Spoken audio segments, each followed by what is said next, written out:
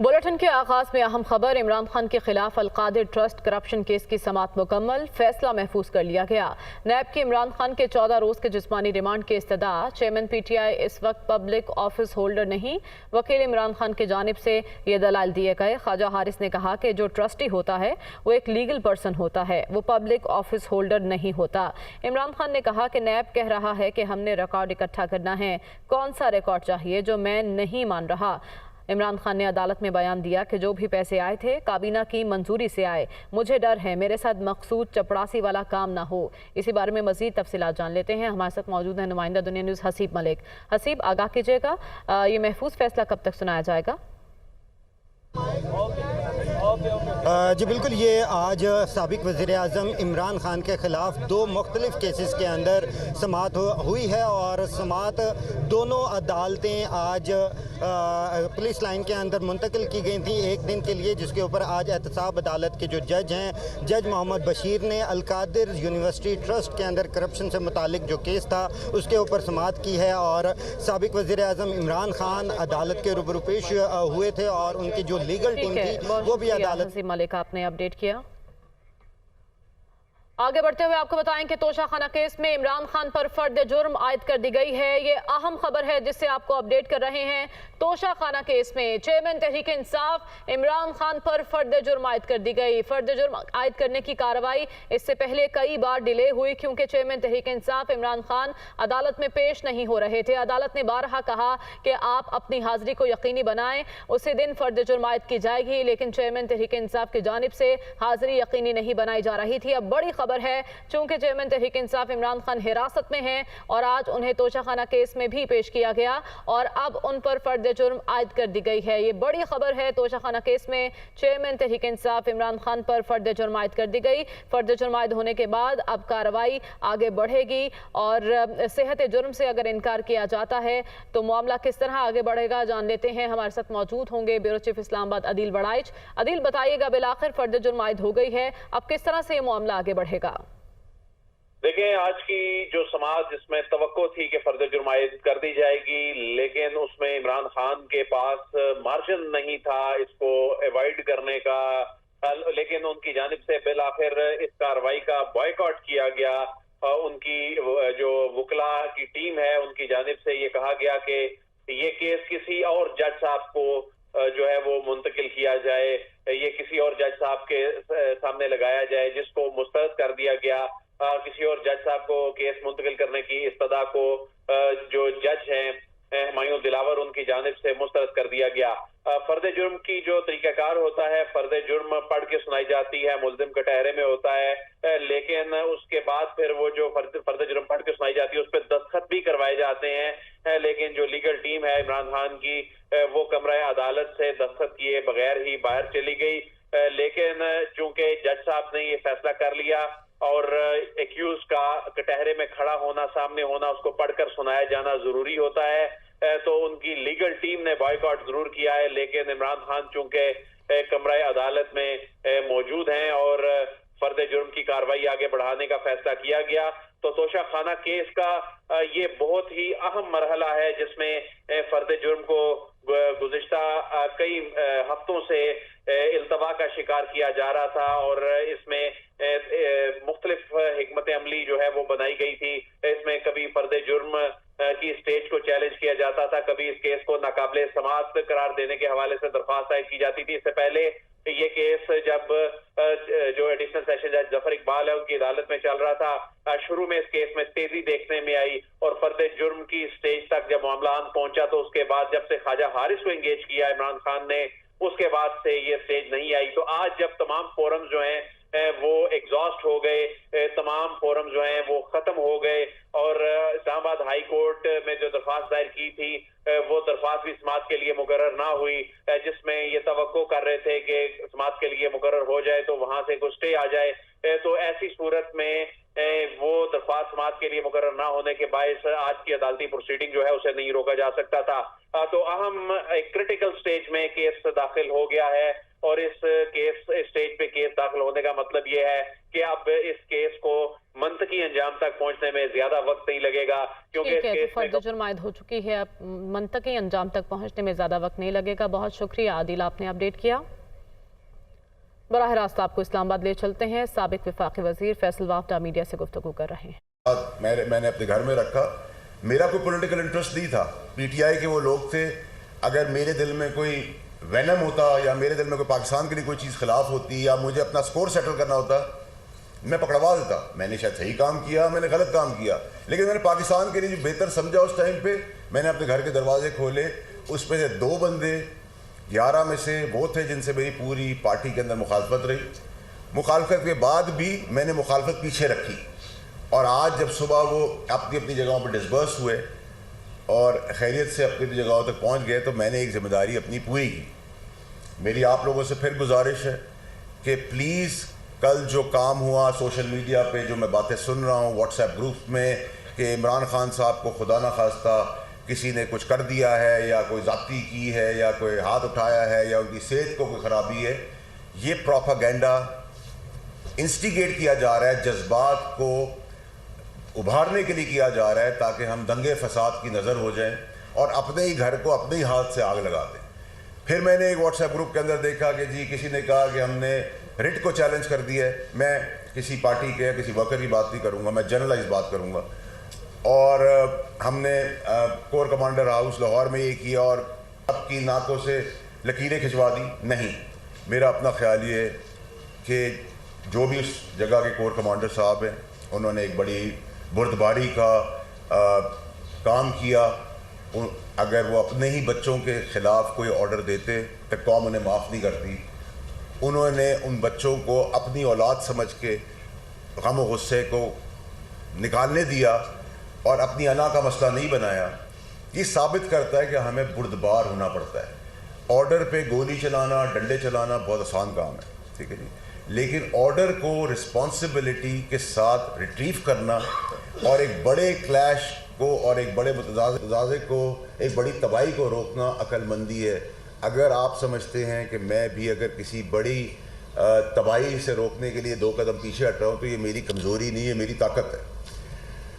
बहुत सारी बातें आपसे करने की, और इंशाल्लाह आने वाले वक्तों में शायद अल्लाह ताला ने मुझे उस काम के लिए रखा है कि जो 65 साल की हिस्ट्री में नहीं हुआ, वो जो ख़ास हैं उन ख़ास का तो मैं कब्र तक पीछा करूँगा। ये मेरा वादा है अपनी कौम से, और उसमें भी मेरी ज़िम्मेदारी है। उस ज़िम्मेदारी का मैं मुज़ाहिरा कर रहा हूँ, लेकिन अगर मेरे मुल्क के लोगों को, मेरे मुल्क के बच्चों को, मेरे मुल्क के पुलिस वालों को आमने सामने लड़वा के लोग हाथ झाड़ के अरशद शरीफ के कत्ल को बैक बर्नर में रख के इमरान खान साहब पे गोलियां चलवा के और ये कियोटिक पोजीशन और कियोस क्रिएट करके पाकिस्तान से वो समझते हैं कि वो जीत गए हैं, तो उनकी गर्दन इतनी दूर है जितनी मेरी हाथ से मेरी अपनी गर्दन है।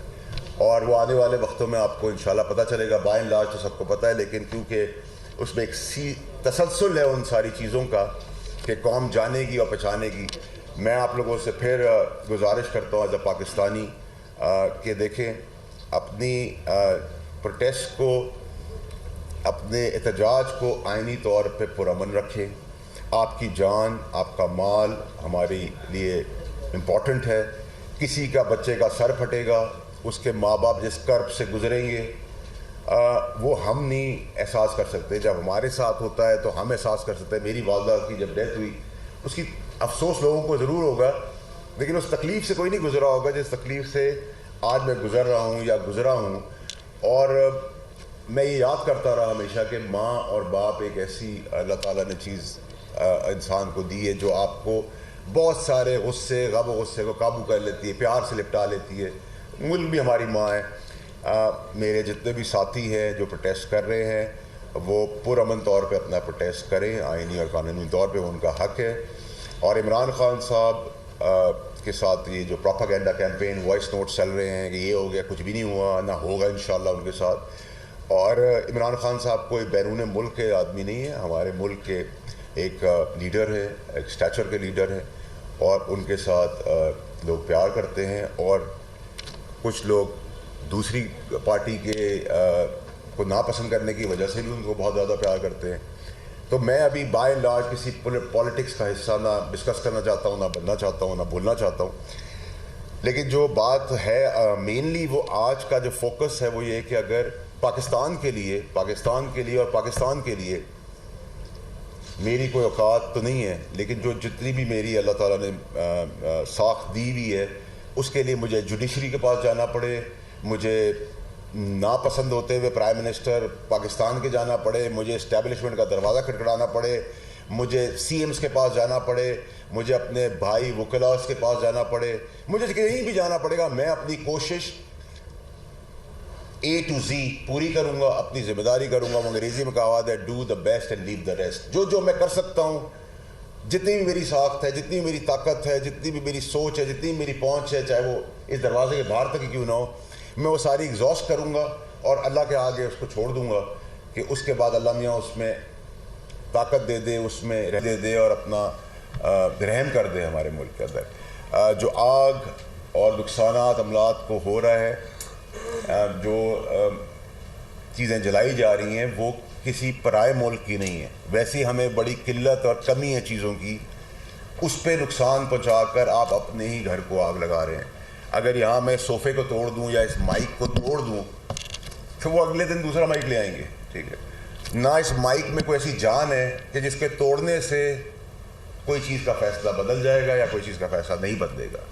लेकिन हम अपने जज्बात, क्योंकि हम जज्बाती कौम हैं और पाकिस्तानी हैं भी जज्बाती लोग, और जज्बात रखने वाले लोग बहुत ज़बरदस्त लोग होते हैं, और इसी जज्बात के तहत हमने बड़ी बड़ी जंगें टैंकों के नीचे सीने पे बम बांध के जीती हैं, और एक एक जहाज़ हमारे फाइटर प्लेन्स ने और हमारी एयरफोर्स ने 10-10 जहाज़ इंडिया के गिराए हैं और जंगों में जीत ली है।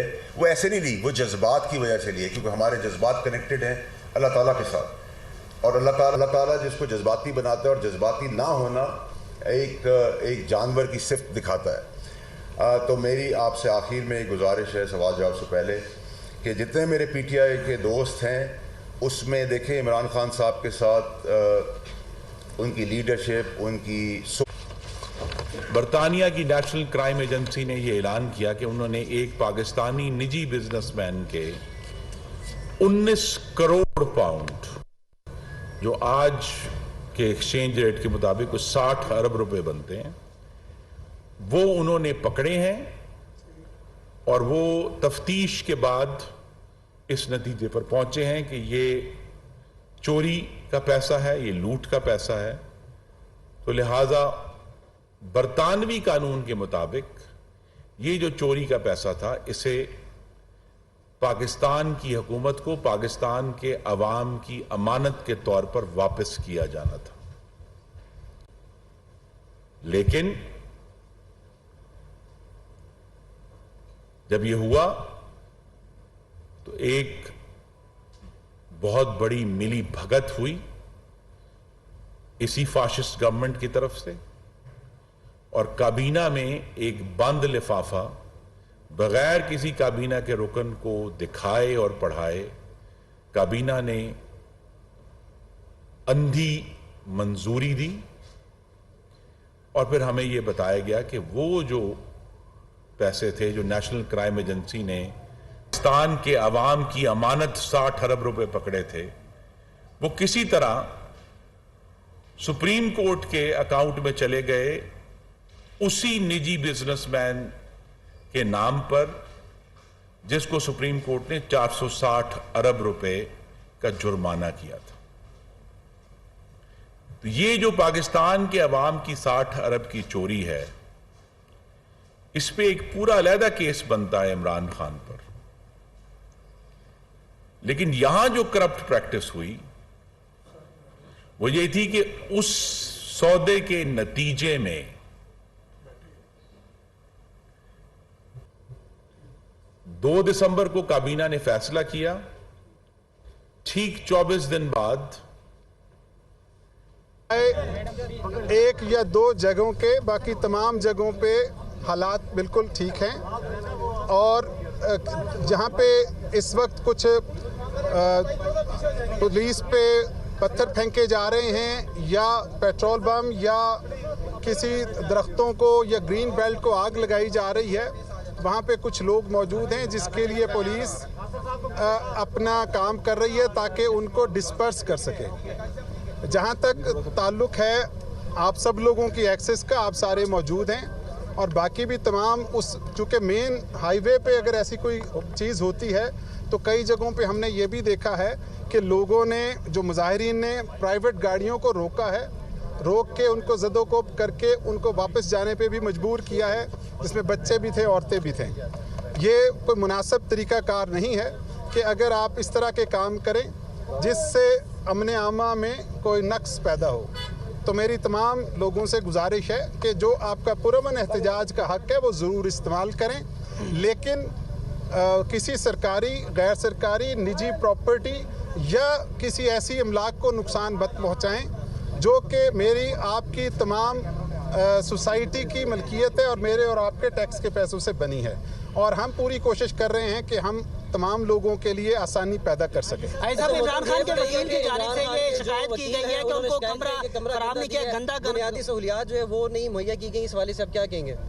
देखिए, जो अदालत के मामलात हैं वो मेरे पास नहीं हैं, ये काम अदालत का है और जो नैब की अथॉरिटीज़ हैं ये उनका काम है।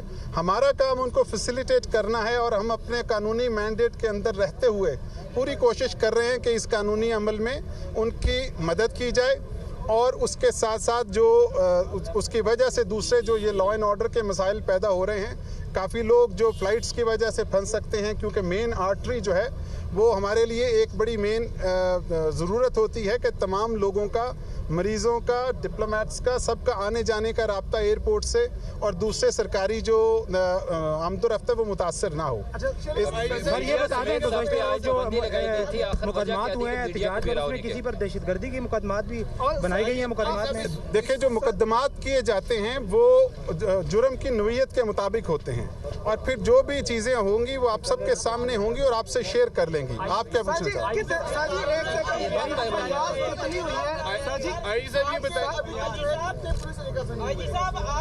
जी जी जी जी, आप बात करें पूरी। ये हो गया क्वेश्चन, ये हो गया।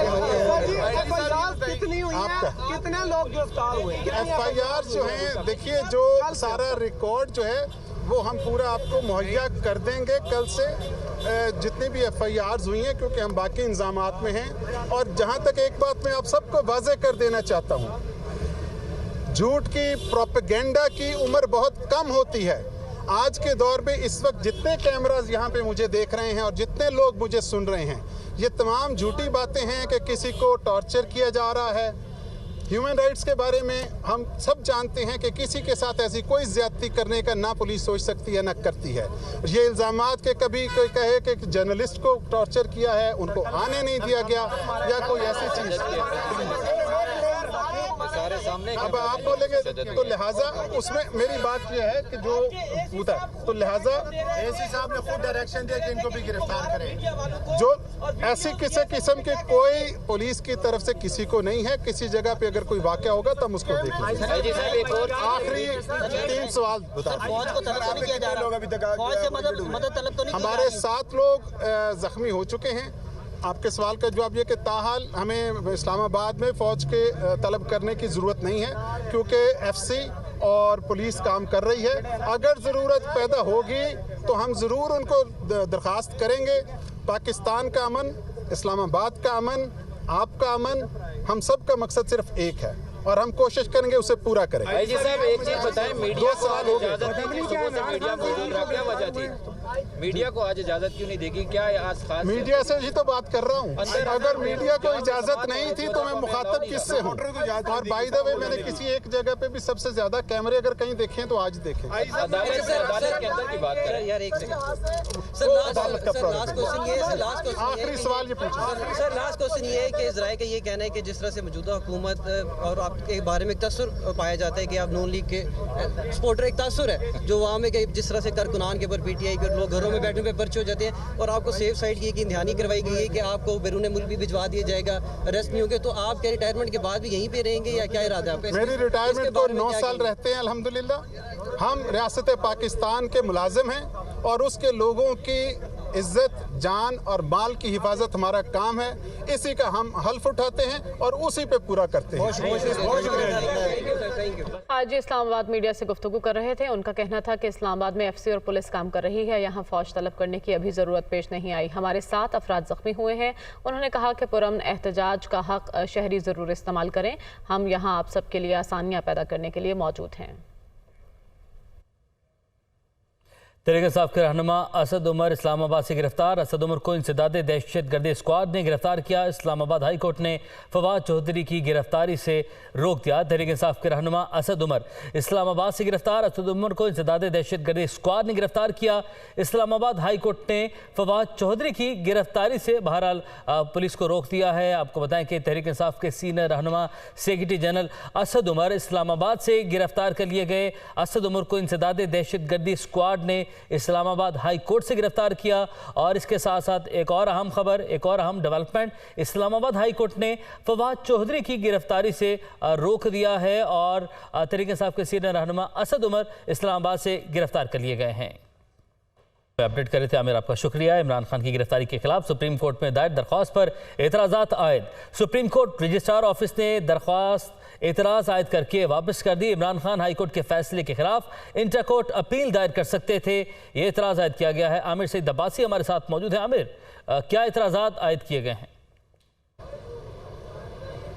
देखिए, पाकिस्तान तहरीक इंसाफ ने चैलेंज किया चेयरमैन तहरीक इंसाफ इमरान खान की गिरफ्तारी को सुप्रीम कोर्ट ऑफ पाकिस्तान में, और ये इस्तदा की कि जो इस्लामाबाद हाई कोर्ट ने इस्तदा मुस्तरद की थी और इसको कानूनी करार दिया था इस गिरफ्तारी को, उस हुक्म को कलअदम करार दे दिया जाए और साथ में फौरी तौर के ऊपर उनको न सिर्फ अदालत में तलब करके उनकी रिहाई का हुक्म दिया जाए बल्कि साथ में उनकी इस गिरफ्तारी को भी गैर कानूनी करार दिया जाए। ताहम सुप्रीम कोर्ट के रजिस्ट्रार ऑफिस ने अब PTI की इस दरख्वास्त पर एतराज़ात आयद कर दिए हैं। 3 बुनियादी एतराज़ात आयद किए गए हैं। पहला ये है कि चेयरमैन तहरीक इंसाफ इमरान खान की जानिब से जो वकालतनामा है वो दस्तखत शुदा नहीं है। दूसरा एतराज़ ये है कि ये दरख्वास्त के साथ जो डॉक्यूमेंट्स अटैच किए गए हैं वो मुसद्दिका नहीं है, अटेस्टेड नहीं है, वो सादे कागजात हैं। और साथ में तीसरा एतराज़ ये आयद किया गया है कि ये मुतल्लिका फॉर्म नहीं है बल्कि हाई कोर्ट के सिंगल बेंच के खिलाफ इंट्रा कोर्ट अपील दायर की जा सकती थी, बराह रास्त सुप्रीम कोर्ट में ये दरख्वास्त दायर नहीं की जा सकती। लिहाजा इन 3 बुनियादी एतराज़ात के साथ सुप्रीम कोर्ट के रजिस्ट्रार ऑफिस ने इन